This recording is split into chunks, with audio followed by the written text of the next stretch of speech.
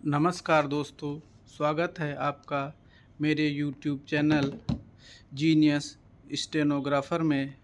अगर आपको डिक्टेशन पसंद आए तो चैनल को सब्सक्राइब और दोस्तों के साथ शेयर कीजिएगा। डिक्टेशन अगले 5 सेकंड में। महोदय, यह बहुत प्रसन्नता की बात होती यदि माननीय राष्ट्रपति जी की जो भावनाएं थीं उसी के अनुकूल यह सरकार आचरण करती और तब तक हम धन्यवाद के प्रस्ताव पर यहाँ पर अपनी सहमत देते। हमारे राष्ट्रपति जी विवाद के विषय नहीं, हम उनका सम्मान करते हैं, लेकिन सामान्यतः प्रजातंत्र में यह कसौटी है कि जो कुछ राष्ट्रपति जी कहते हैं वह राजतंत्र की एक सामान्य नीति है जो कि अगले वर्षों में बरती जाएगी। इसलिए उसका विवाद के लिए आना और इस पर विवाद में पड़ना एक आवश्यक अंग है। आज धन्यवाद का प्रस्ताव प्रस्तुत करने के लिए जब हमारे मित्र पार्थसारथी जी खड़े हुए तो ऐसा लगता था कि अच्छे वक्ता, योग्य वक्ता होते हुए भी उनके पास बोलने के लिए कोई विशेष पदार्थ नहीं था। उनके पास बोलने के लिए कोई मामला नहीं था और इसलिए वह दबी आवाज़ में बोल रहे थे। हमारे कांग्रेसी मित्रों को याद होगा कि एक बार सुभाष चंद्र जी में और गांधी जी में टक्कर हुई, विचारधारा में टक्कर हुई और त्रिपुरा कांग्रेस में जब सुभाष बाबू ने एक प्रस्ताव रखा था तब उस प्रस्ताव के विषय में बोलते हुए श्री जवाहरलाल नेहरू और खान अब्दुल गफ्फार खां ने यह बताया था कि पूरा प्रस्ताव पढ़ने के बाद मैं इस परिणाम पर पहुंचा कि इस प्रस्ताव में कुछ भी नहीं है, केवल शब्द हैं, शब्द हैं, शब्द हैं। और इसी तरह से आज 30 वर्ष के पश्चात इस अभिभाषण को पढ़ने के बाद मालूम होता है कि केवल शब्द हैं और इसके अतिरिक्त कुछ नहीं है। बहुत से मित्रों ने प्रांतों की बात की और बहुत से मित्रों ने शांति के मसीहा बनकर संसार को सीख दी और शुभकामनाएं दी। ना तो हम शांति के मसीहा हैं और ना हम प्रांतीयतावादी हैं। जो हमारे देश में घटनाएं घट रही हैं उन घटनाओं के सामने हम कितनी प्रगति कर रहे हैं इस पर हम विचार करते हैं। यह बात सही है कि हम यह कल्पना नहीं कर सकते कि चाहे कोई भी राज कितना ही अच्छा क्यों ना हो उसमें कुछ खराबी ना हो।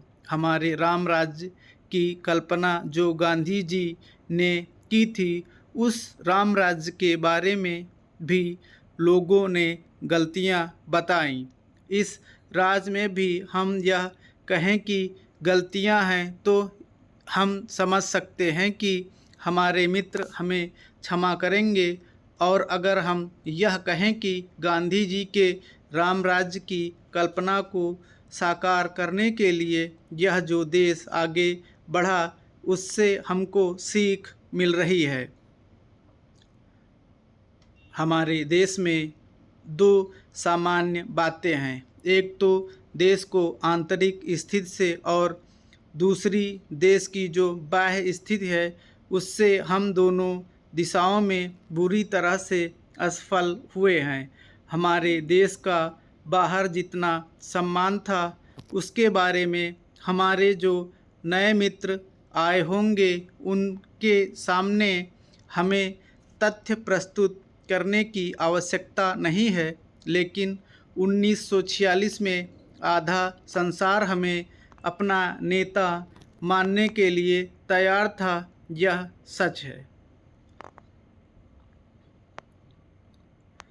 माननीय सदन के सामने यह विनियोग विधेयक क्रमांक 3 आया है और इसमें यह व्यवस्था दी गई है कि भारतवर्ष की संचित पूंजी में से 1 अरब और 8 करोड़ रुपए से अधिक धन निकाला जाए और उनको भारतवर्ष की उन सेवाओं पर खर्च किया जाए जो अनुसूची में अंकित हैं। उदाहरण के लिए, जैसा कि हमारे पूर्ववर्ती मित्रों ने कहा है, संभवतः इस विनियोग विधेयक में जिन जिन कार्यों के लिए और जिन मंत्रालयों के लिए जितने धन की आवश्यकता है, उनकी यहाँ एक सूची दी गई है। इस वर्ष 1968 की अपेक्षा जो विशेषता रही है वह यह है कि जब से बजट आया है तब से भारतवर्ष में सारे किसानों के लिए और उन दूसरे मित्रों के लिए जो किसानी करते हैं, उनके सामने एक प्रश्न रहा है और वह प्रश्न यह रहा है कि उनकी सरकार और उनके कुछ बोलने वाले जब तक यह बात कहते फिर रहे हैं कि देश में हरित क्रांति आनी चाहिए। हाँ, हरित क्रांति आ रही है।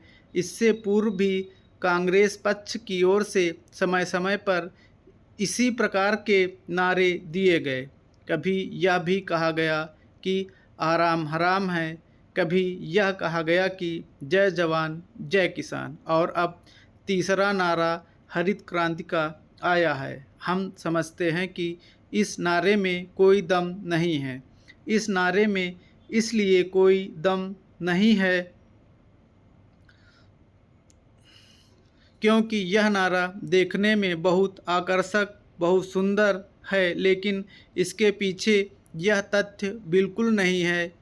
किसानों के ऊपर टैक्स लगाने की मंत्रिमंडल के द्वारा और कांग्रेस के अन्य मित्रों के द्वारा जो बात कही गई है, वे मित्र कभी खेती करते नहीं हैं और न खेती के बारे में जानकारी ही रखते हैं। आदरणीय, भारतवर्ष में खेती का जो सबसे बड़ा प्रश्न चल रहा है वह दो बातों के ऊपर आधारित है और यह कृषि की समस्या न होकर खाद्य की समस्या भी है। प्रतिवर्ष हम खाद्य के रूप में बाहर से करोड़ों रुपयों का अनाज मंगाते हैं और अनाज का उत्पादन करने के लिए हम प्रतिवर्ष करोड़ों रुपए की खाद मंगाते हैं। कांग्रेस सरकार की तरफ से गत 20 वर्षों में हमारे सामने बार बार कहा गया है, यह बात दोहराई गई है कि अब भारतवर्ष में हम बहुत जल्दी खाद्य के मामले में आत्मनिर्भर हो जाएंगे। हमको खाद्य की चिंता नहीं करनी चाहिए। लेकिन कांग्रेसी मित्रों ने जितने ज़ोर से यह कहा कि हम खाद्य की समस्या सुलझा रहे हैं, उतनी ही खाद्य की समस्या उलझती गई है। जनसंख्या की बात कही जाती है, उसके मामले में हम यह निवेदन करते हैं कि एक बार परिवार नियोजन के बारे में और जनसंख्या के बारे में जब संसार में चर्चा चल रही थी, तो हमारे योग्य मित्र श्री शीलभद्र जी को याद रखना चाहिए कि उस समय रूस के पत्र प्रावदा ने आलोचना करते हुए क्या लिखा था। उसने लिखा था कि हमारे सामने यह समस्या नहीं है कि भारत में कितने आदमी बढ़ते चले जा रहे हैं, बल्कि हमारी समस्या है इनको क्या खिलाएंगे। स्टॉप।